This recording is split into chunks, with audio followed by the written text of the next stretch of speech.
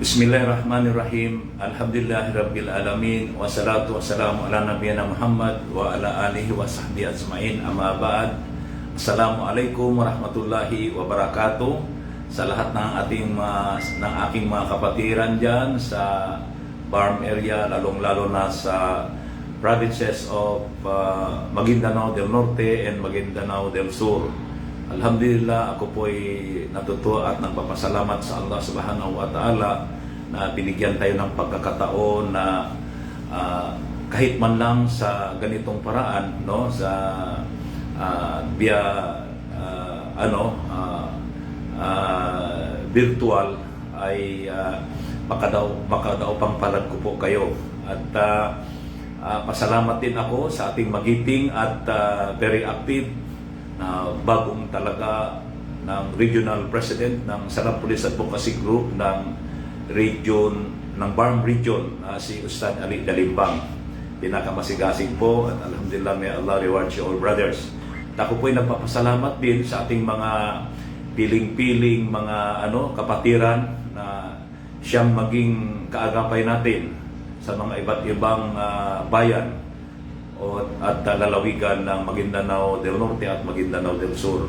Alhamdulillah, brother, may Allah reward you all. Pagpalain nawa kayo ng Allah. Alhamdulillah, ako po'y magbibigay sa inyo ng orientation, brief orientation tungkol sa ating samahan, ang Salam Police Advocacy Group, kung kailan ito nabuo at paano nabuo at bakit ito nabuo. So, ang Salam Police Advocacy Group po ay nanggagaling actually ito sa Salam Police Center. No? Paatras muna tayo sandali. At ang Salam Police Center din, dito tayo mag-umpisa. Actually, noong nagkaroon ng all-out war, kung natatandaan po natin, doon dito sa Mindanao, no? Noong 2001, nag-umpisa yung part 1 sa panahon ni former President Joseph Estrada, no?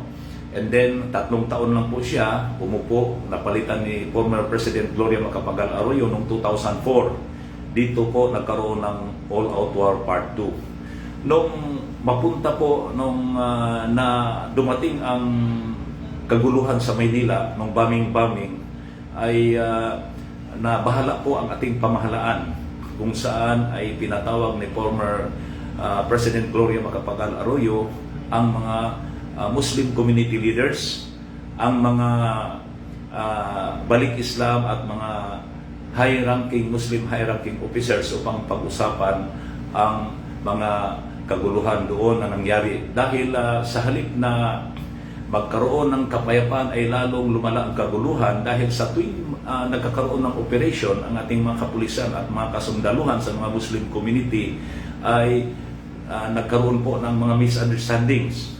Bakit po? Dahil sa kakulangan ng kaalaman ng ating mga kapatid ng mga kapulisan, lalong-lalo na sa Luzon, tungkol sa cultural and religious sensitivity ng mga Muslim. Halimbawa na lang, tuwing papasok sila sa mga masjid ay hindi nila tinatanggal yung mga sapatos nila, galing sila sa labas, doon tayo sumusunod sa mga masjid natin. So, gano'n, nagagalit ang mga Muslim. Pangalawa, kung may mga raid sila, mga hot pursuit operation, bigla na lang papasukin nila yung mga kabahayan, yung mga kababaihan natin na hindi pa naka-ready. Alam nyo naman po, bawal sa atin makita yung mga private parts ng mga kababaihan natin na bawal makita ng hindi nila mahram. So yun po, nagsisigawan ang mga babae. Sa akala naman ng mga kapatid natin ng mga hindi Muslim ay may tinatago. So yun, nagkagulo tuloy. So because of that, pinatawag ni former President Gloria Macapagal Arroyo ang mga Muslim community leaders. Kasama na po doon yung mga kapatid natin ng mga balik Islam, ng ISKAG, at saka si former hindi pa po senator, no? Si Senator Robin Padilla, kasama po doon, pinatawag sa Malacanang, at saka yung mga high-ranking Muslim high-ranking officers ng Camp Crame upang pag-usapan. So sa kanilang pag-uusap po, doon nabuo ang Salam Police Center. under letter of instruction 1004. Sa anong layunin? Bakit nila nabuo ang Salam Police Center? Unang-una, in order to bridge understanding between the Muslim community and the PNP. Ito po ang purpose ng dito, unang-unang layunin, upang magkaroon ng mabuting pagkakaunawaan dahil nga sa mga kaguluhan na nangyari. Para maiwasan po yun, so kailangan may mamamagitan. Ito po ang Salam Police Center, wherein composed of regular Muslim policemen. Tandaan po natin yung Salam Police Center ay eksklusibo lang sa mga Muslim ng kapulisan.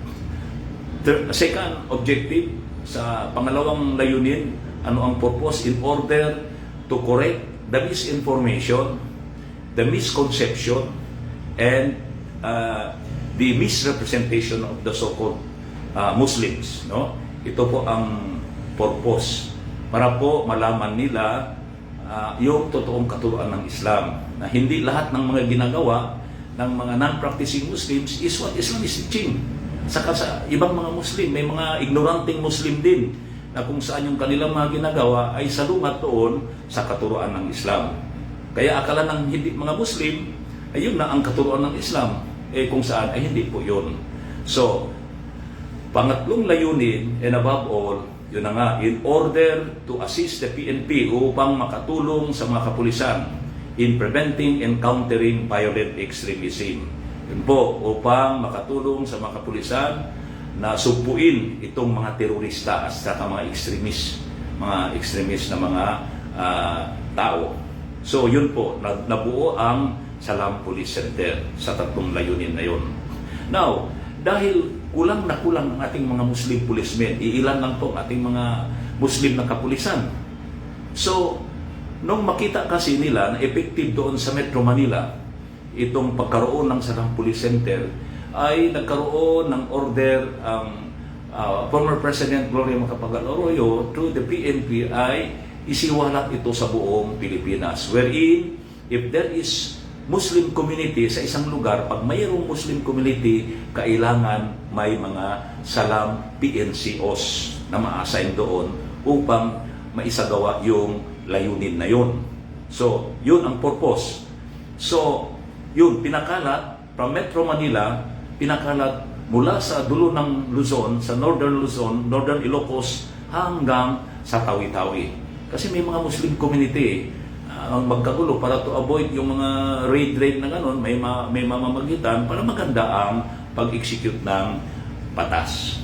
So, yun. Dahil sa kakulangan ng ating mga kapulisan, kulang na kulang yung mga Muslim policemen, ay kailangan nila, may kaagapay sila, may katulong sila para magpapaliwanag sa tatlong layunin na yun. Paano ka magpaliwanag ng misconception or misinformation kung kulang na kulang naman ang kaalaman mo tungkol sa Islam? Diba? Anong i-correct mo kung wala ka namang alam? So, at saka, paano yung preventing and countering violent extremism? Ano ang basihan mo sa katuruan ng Islam na yun ay ipinagbabawal? So yun, kailangan nila ngayon ng tulong sa mga Muslim community, no? So doon nag-recruit sila ng mga Muslim volunteers from the Muslim community. Unfortunately po, mga kapatid, ay hindi nila naipailawanag mabuti, no? Yung mga iba na misconstrued po nila, hindi po nila naintindihan ang napakagandang layunin ng SPC. Yung mga iba, nakapokus lang sila doon sa yung sa preventing and countering violent extremism. Doon lang po nakapokus. Akala nila yun lang ang purpose nitong SPC. So nagkaroon po ng hindi magandang pagkakaunawaan. There was a misconception or misunderstanding from the side of the PNP. Yung mga kinuha lang, inassign lang ng naging Salam Police PNCO na wala namang kaalam-alam, ay hindi dumaan sa proper sa seminar or sa mga training, no? Ay parang kumuha na lang din ng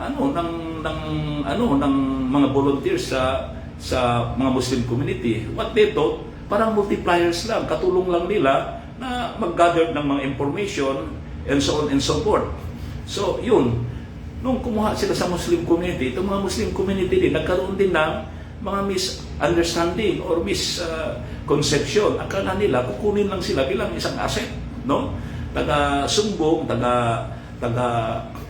taga-report sa mga authority. Sino bang gustong gagawa nun? So, takot din yung mga kapulisan. Itong mga civilian volunteers, bakit ba ako sasali diyan? Baka mamaya babalikan ako, no? So there was no cooperation from the Muslim community dahil hindi naipaliwanag sa kanila ng mabuti.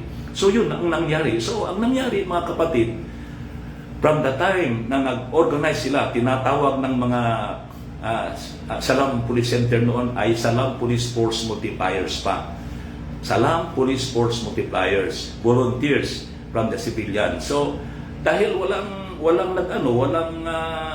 nagko-cooperate, no? Naghahandpik na lang itong mga kapulisan natin. Sa totoo lang, this is ang nangyari sa field, no? Naghahandpik na lang sila in order to comply with requirements.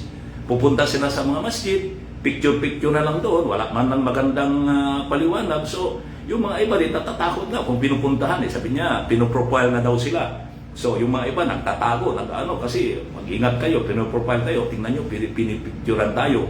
So, ganun na lang nangyari, mga kapatid, for almost 20 years, no? From the time 2004, na-create ito, no? Noong 2004, Letter of Instruction 1004, hanggang sa naging, 2020.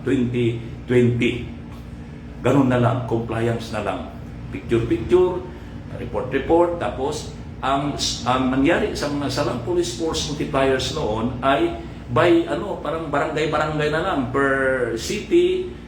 Iba ang Salam Police Force Multiplier sa Maynila, iba sa Caloocan, iba sa Maharlika, iba sa Cebu, iba sa Zamboanga, iba sa Marawi, iba sa Cotabato, iba sa ibang lugar. Doon lang sila nakakonfine sa area nila at they are under the supervision of their Salam PNCO. Wala din namang alam, with due respect lang, no?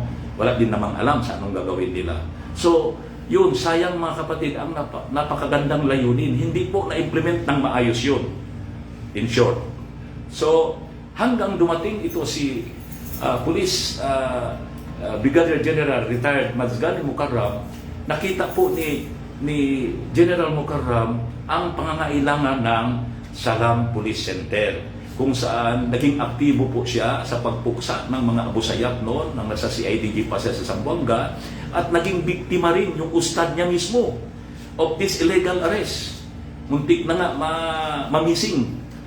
Mabuti at naanuhan niya, naagapan niya, na-rescue niya. Kaibigan ko yung ustad na yon, ay walang banggitin yung pangalan niya.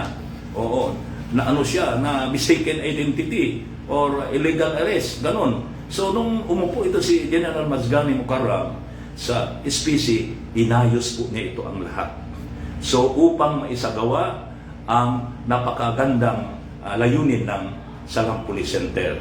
So, binuo po in order to gain support from the Muslim community, inayos niya at binuo niya pangkalahatan itong Salam Police Force Multipliers. Inapolis po niya ito at ginawa as national into a Salam Police Advocacy Group. Binuo na po niya ang lahat with mayroon na po siyang may seminars at saka training upang maintindihan ng mga Muslim community, at doon na po nagkaroon ng Salam Police Advocacy Group under memorandum with the memorandum of former chief ng TDPCR, si Police pa siya noon, Police Major General Rodel Sermonia. Nagkaroon ng memorandum mismo galing sa PCR to abolish all the force multipliers and recognize this PAG is the only recognized volunteers under the Salam Police Center. So, ganun po ang nangyari. So, itong Salam Police Center, Salam Police Advocacy Group po ay ipinanganak tayo mismo sa loob ng Camp Crame. Wala pong mga ibang mga pulis nakakaalam nito, maliban lang yung doon sa na-assign sa Salam Police PNCO at nakakaintindi ng mga ng mga layunin nito. So ito po mga kapatid, ganun po ang nangyari. So nagkaroon ng National Salam Police Advocacy Group, yun, nagkaroon na po tayo ng election, no? Nagkaroon na po tayo ng election at ako po ang kauna-unahang sumama sa napili as National President. Hindi ko po akalain yun. Hindi ko lang po akalain na maging National President ako. That is beyond my expectation. Alam niyo po kung bakit ako sumama. Bakit ako sumama samantala noon, itong Salam Police Advocacy Group or Salam Police Force Multipliers noon ay iniiwasan ng mga tao. Ayaw nila sumama because na of your misconception. Now mga kapatid, ito ang gusto kong maipaliwanag sa inyo. Mga kapatid kong mga Muslim, lalong-lalo na yung mga ulama, mga ustad, at saka yung mga daiya. Ano ang kahalagahan sa atin ditong Salam Police Advocacy Group? Bakit ako sa edad ko na ito at sa retiro na ako sa government services, no, sa government, retiro na ako sa gobyerno, sa panunungkulan sa gobyerno, bakit pa ako sumali dito? Ano ba ang mayroon sa Salam Police Advocacy Group at bakit ako andi dito? Unang-unang mga kapatid, ito ang gusto kong malaman po ninyo. Unang-una, ako po ay nahikayat sa magandang layunin. Kahit hindi pa po tayo, hindi lang ako, kasama po yung mga lalong-lalo na yung mga daiya at saka mga ulama na nagpapaliwanag sa Islam. Hindi pa po tayo Salam Police Advocacy Group, member ng Salam Police Advocacy Group, ay ginagawa na po natin yung layunin ng SPAG. Nagpapaliwanag na tayo, lalong-lalo na sa ating mga non-Muslim brothers, kung ano ba talaga ang tunay na katuruan ng Islam. Lalong-lalo na ako, mayroon akong programa noon to bridging understanding between Muslims and Christians. May ano na, kasi ito po ang nakikita ko itong mga misconception, misinformation, saka misrepresentation na kung saan napakaganda ang katuruan ng Islam. So ginagawa na po natin yun. So nung nakita ko ang layunin ng Islam, sumama na po ako. First. Pangalawa, ito po ang nakikita ko na kailangan tayong mga volunteers ay tumulong tayo, no? Tulungan natin ang ating mga kapulisan dahil bilang isang Muslim, it is our basic religious obligation, no? Basic religious obligation po natin ang mag-utos ng mabuti at magpigil ng kasamaan. By the way, bago po ako magpapatuloy, nais ko lang po ay patuloy muna nung nagkaroon na ng SPAG, doon muna tayo sa SPAG. Nagkaroon na tayo ng SPAG, niregistered po para tuloy-tuloy na po itong organization natin. Kasi noon, nung wala pa hindi pa nabuo as national sa SPAG, yung ano pa tayo, multipliers pa noon, under pa tayo sa mga local PNCOs. Ang nangyari po dito ay hindi po maganda kasi come and go ang ating mga kapulisan, naiiwanan yung mga records at saka walang masyadong magandang nangyari. Dahil ang mga na-elect, pupunta lang doon, mag-take out, after that, wala na. Walang mga activities, walang ginagawa. Tingnan nyo ang record mula noong 2004 hanggang sa 2020. Walang record. Kasi come and go. Yung mga record kung sinong member, hindi na intact dahil pagpapalitan na yung PNCO, mawawala na rin yung record. Yung mga officers din, wala na rin. So ngayon, nabuo tayo as samahan, na-registered tayo sa SEC. Mayroon na tayong bylaws, mayroon tayong mission at saka objectives natin. So therefore, being an independent organization, no, NGOs, we are administratively independent. Hindi na po tayo under sa mga kapulisan, sa PNCO administratively. Hiwalay po tayo administratively. Mayroon tayong bylaws na dapat sundin at mayroon tayong mga objectives at mga mayroon mga policy tayo, internal policy natin. Although, operationally, in as much as nanggagaling tayo sa Salam Police Center, operationally, we are under the guidance of the Salam Police Center. Yung Salam Police Center po natin, mayroon po naka-destino o naka-assign sa atin ng mga Salam PCO at saka PNCOs. So, under po tayo sa guidance nila operationally. No? So, kaakibat natin sila We should advocate. Kaya being SPAG, hindi lang tayo force multipliers. Tandaan po ninyo yan. Kailangan marunong din tayo mag-advocates or maisulong din natin yung advokasya ng Salang Police Center. Kasi kulang na kulang sila, tayo yun, yung kaagapay nila ang magpapaliwanag sa kanilang napakagandang layunin. So yun po, yun ang purpose natin. So, babalik tayo doon, in as much as napakaganda po yung layunin, yun, naging matibay at naging malakas ang Salang Police Advocacy Group nung naihiwalay administratively sa mga PNCOs. So yun na po. So noon, nagkaroon tayo ng sariling orientation natin tulad nito ngayon.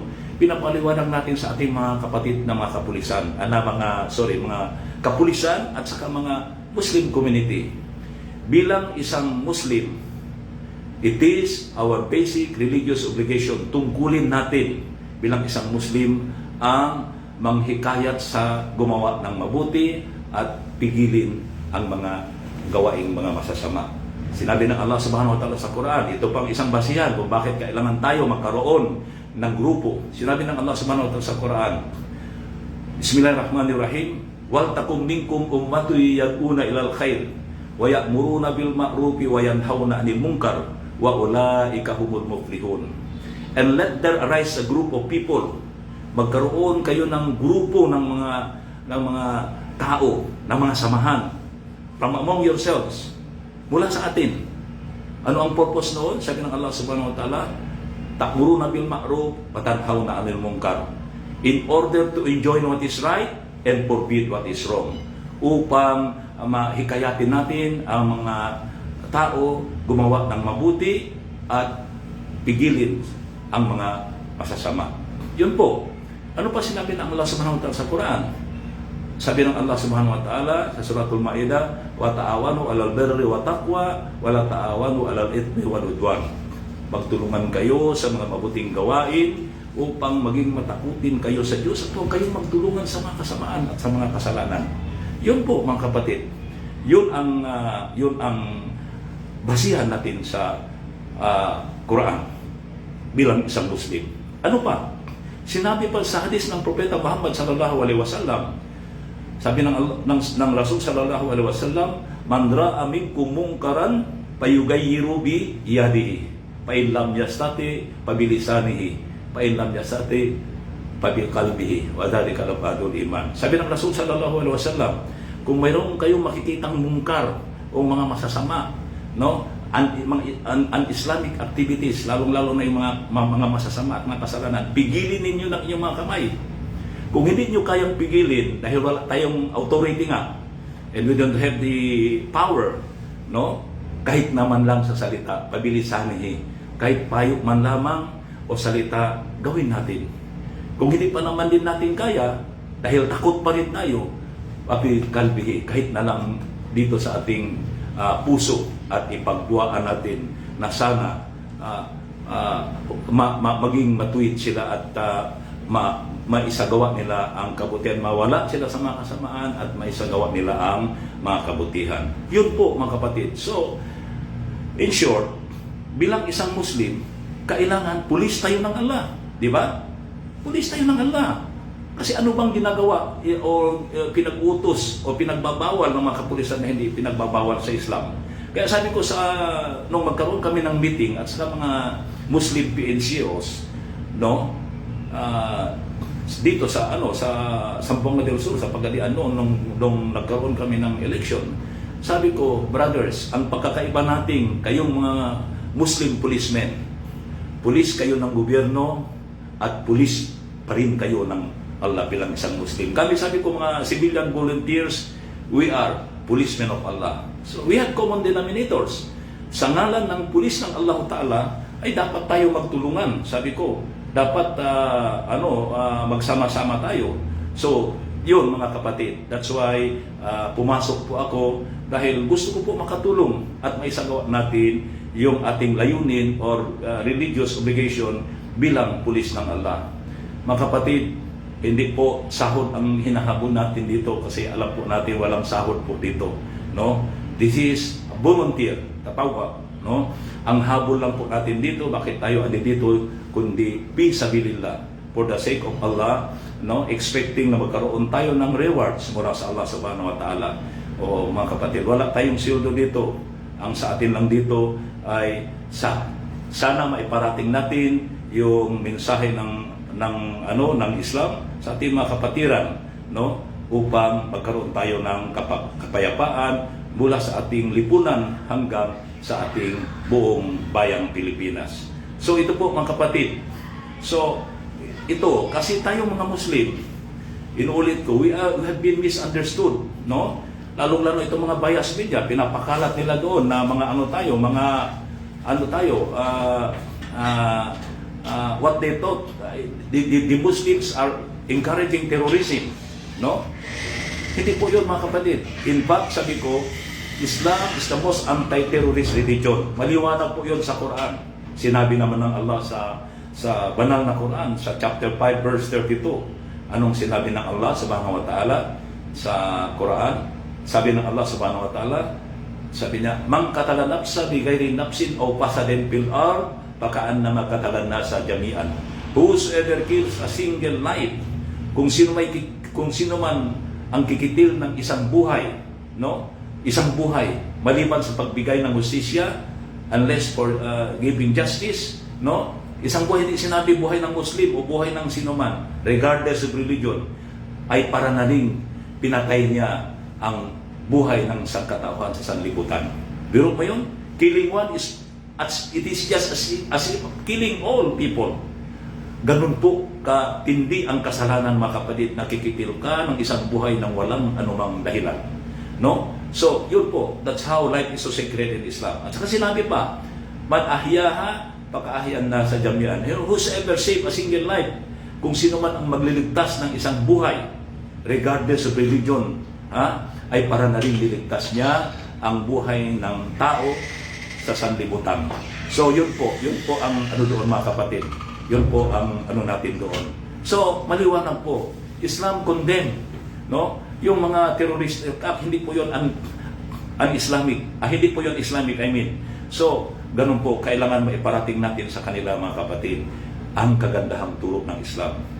Aside from that, gusto nating maiparating sa kanila na sa batas ng Islam. Kaya nga, mayroon akong lecture noon, yung misconception. Nabanggit ko po, ang Quran ay hindi lang para sa mga Muslim, kundi hindi para sa pangkalahatan ng alipin ng Allah, no? Sa nilikha ng Allah. Kasi sa Sharia, sa batas ng Islam, yung Sharia, Islamic law, it relies on the four principles of Sharia. Apat na haligi ng Sharia na kung saan dapat ito gampanan ng mga Muslim sa batas ng Sharia. Unang-una, yung tinatawag na al-adl, yung just. Kailangan patas, maging patas ang Muslim, regardless of religion. Kaya nga itong ayat na yung nabanggit ko kanina, napakaganda po yun. Hindi lang para sa Muslim. Ang kabutihan ng Islam ay hindi lang para sa Muslim. Inuulit ko, para sa lahat ng nilalang ng tagapaglikha. Maging tao, hayop, o anuman, halaman, o anuman. Yun ang kagandahan. So, unang-una, kailangan patas ang Muslim. Kung ang Muslim ay maging leader man siya sa kanyang lipunan at may nag-away-away na Muslim at saka hindi Muslim, kailangan walang pabor-pabor. Hindi niya pwedeng papaboran o bigyan ng pabor ang mga Muslim lamang, yung mga Muslim at hindi yung iba. Dahil magkakapatid sa pananampalataya. Hindi po kasama dito sa patas or sa just ang pananampalataya, mga kapatid. Pangalawa, yung ar-rahma, yung mercy, yung awa. Hindi lang yung mga Muslim ang kakaawaan mo. Halimbawa, may lumubog na bangka diyan sa laot, nakita mo, sa dalampasigan ka, nakita mo sa laot, marunong ka namang lumangoy. Huwag mo nang tanungin, Muslim ba yun o Christian yun? Pag may lumubog na bangka, regardless of religion, obligado ka na iligtas mo siya. Ganun po ang awa, mga kapatid. Kung may nasunog na bahay, nakita mo, nadaanan mo, huwag ka na magtanong kung kaninong bahay yan. Kailangan tutulong ang isang Muslim upang mailigtas ang buhay ng mga tao. No, yun ang awa, rahma. Pangatlo, yung al-hikmah, yung wisdom. no? Yung kaalaman. Kailangan, kung meron kang kaalaman, huwag mo ipagkait ang kaalaman mo na para lang sa mga Muslim, ibabahagi mo. Kailangan yung kaalaman mo, yung hikma, o kung may mga taong nangangailangan ng iyong kaalaman, or payo o anuman, kailangan ibigay mo sa kanila ang tama. Patas ang pagbibigay mo sa kanila regardless of religion. Pang-apat, ito na ang pinakamahalaga sa lahat ng ano dito, in line with our objectives, ay itong maslaha or public welfare or public service. Kailangan tayo, suportahan natin ang mga activities, lalong-lalo ng ating mga kapulisan. Kung meron silang mga clean-up drive, mga brigada eskwela, tree planting, and whatsoever, no? Kailangan sama-sama tayo. Kahit pa sa sa marshalling, halimbawa, mahal na araw ng ating mga kapatid na mga Kristiyano, or mga December, meron silang pagsamba sa simbang gabi. Kung kailangan nila ang tulong natin, we have to assist in securing the house of worship ng mga kapatid natin kahit hindi Muslim. May nagtatanong sa akin nga lalo ng mga December press, ano ba ito? Sasama ba kami nito? Ni-request kami na ganito, mag-marshalling kami sa simbahan. Hindi naman simbahan ng Muslim yun Mga kapatid, wala tayong pili-pili. Tingnan ninyo, napakaganda ang history ni Salahuddin Ayyubi, no? Or Saladin kung tawagin. Si Saladin, siya ang huling sumakop o nabawi niya ang Jerusalem noon sa mga Crusaders, kung saan nung late 10th century maraming namatay, minasakit ng mga Crusaders ang mga Muslim noon, na mahigit 70,000 bumaha ang dugo ng mga Muslim doon sa Jerusalem. Pero nung mabawi ito ni Salahuddin Ayyubi nung early 11th century, wala pong gantihan, hindi po niya ginantihan, at wala po siyang pinatay ng mga Kristiyanos maliban sa yung mga taong lumaban sa kanya noong nagkaroon pa ng digmaan. Pero nung nagkaroon na ng kapayapaan, binawalan niya, at in fact sinecure niya yung mga kapatid natin mga Kristiyano sa Jerusalem, at saka nilinis niyong pasukin niya na ng kagulo ang simbahan ng ating mga kapatid na mga Kristiyano. Nilinis po niya ito at ibinalik pa sa kanila yung cross, yung wooden cross, na kung saan ay parang banal ito sa mga Crusaders noon. Dinadala po nila ito because yun ang paniniwala nila, yung kahoy na yun ay parte sa pinagpakuhan kay Jesus Christ, kung saan dinadala nila ito thinking that they will get blessings from it. So, ibinalik po ni Salahuddin Ayyubi. Dahil nakuha ng mga Muslim, binalik niya. Hindi niya sinira ito, pinagagawa ng mga terorista na nakikita natin sa Marawi Siege, na winasak nila yung mga santo at sinunog yung mga simbahan ng ating mga kapatid na mga Kristiyano. Bawal po yun, mga kapatid. Bawal. Yun ang ipaliwanag ng mga ispat na paliwanag natin. Kasi kung walang magpapaliwanag nito, akala ng mga hindi Muslim, yun na ang katuruan ng Islam. Kaya akala nila terorista tayo. We are not tolerant. No. Sa panahon ng Rasul sallallahu alaihi wasallam, lahat ay malaya. Malaya sa kanilang pananampalataya. Maliwanag naman sa Quran la ikraha fid din. There is no compulsion in religion. No? Lakum dinukum waliyadin. To you is your own religion, and to me is my own religion. Wala po tayong sapilitan. We can live together harmoniously. Coexistence po. Ito po ang magandang layunin ng ISPAC din sa ISPAC. No? So, yun mga kapatid, ito ang kailangan may paliwanag natin. Inulit ko, ang ISPAG po ay pangalagaan po natin. Pasalamat tayo sa ating pamahalaan. Binigyan po tayo ng ganitong grupo na kaagapay natin ating mga kapulisan sa pagpapatupad ng kapayapaan sa ating lipunan. Saan po tayo makakita ng ganito? Wala po tayong sahod dito mga kapatid. Alam ko, in fact, tayo pa po ang nawawalaan ng pera dito. Wala po sa atin. Kasi sa atin, ang habol natin ay yung rewards, yung sweldo ng Allah sa kabilang buhay. Yung sweldo dito mga kapatid, no? Tingnan nyo, kahit paanong pension mo, kahit paanong sweldo matatanggap mo, mauubos din mga kapatid. Kung hindi mo man maubos, iiwanan mo rin yun. So, saan ka? Doon tayo pupunta sa yung papupuntahan natin, yung andun na naghintay sa atin na walang katapusan. Sa amang gusto natin sweldo, yung maubos o walang katapusan. So yun po mga kapatid, ito po ang isang dahilan, inuulit ko, ang ISPAG po ay hindi po basta-bastang organization. We have religious obligation para sa akin sa pagsali nito. Dahil because of Salam Police Advocacy Group, unang-una ay pagbigay tayo ng bridge of understanding, pagkakaunawaan sa ating mga kapatiran ng mga hindi Muslim at saka mga kapulisan at saka mga kasundaluhan. Ngayon nga nire-request na ang SPAG ng mga kasundaluhan natin dahil sa malakas ang CMO ng mga kasundaluhan, no?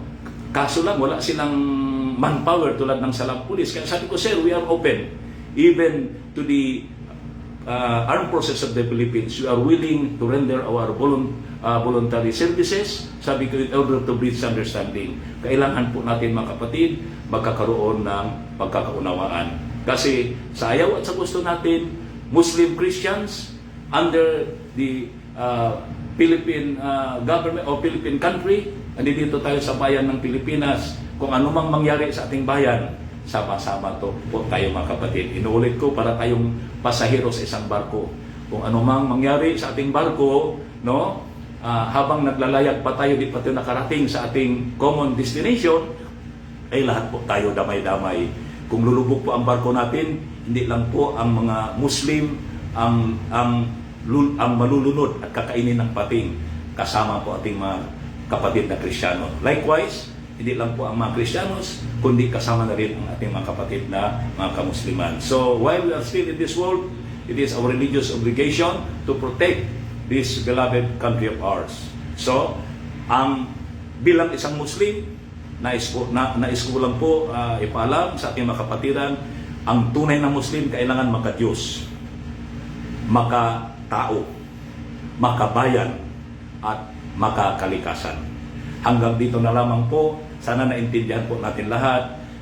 Jazakumullahu khairan. Maraming salamat mga kapatid. Pagpalain nawa tayo ng Allah. At hanggang sa muli nating orientation sa ating mga kapatiran, lalo-lalo na sa mga Salam Police Advocacy Group, naway ipagpatuloy natin ang ating mga mabuting gawain through the guidance of our Philippine National Police brothers, and above all with Allah subhanahu wa ta'ala. Assalamualaikum warahmatullahi wabarakatuh.